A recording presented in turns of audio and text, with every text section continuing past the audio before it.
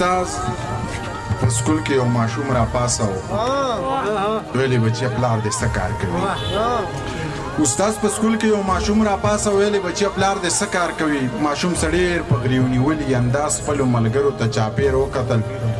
سترګې یې ټیټې کړې او روښانې ویل استاد یې په دماکه کې مړ دی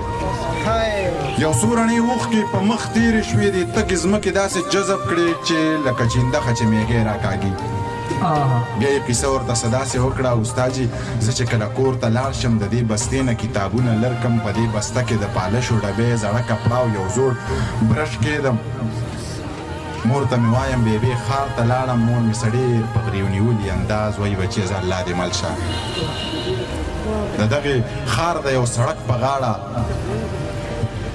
د دغې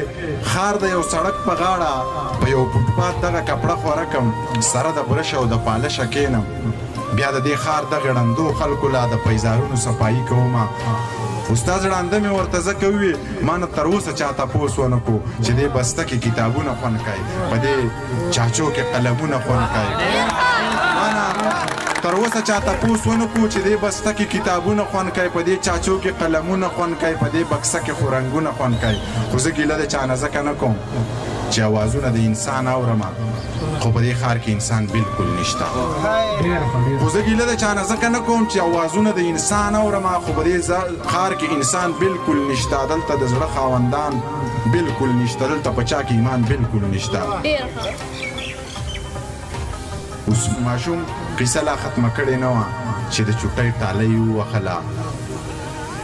خاموشي ورسره ماته شوله ماشوم په مخ دواړه لاسونه راښکل خپلې اوښکې یې پرې وچې کړلې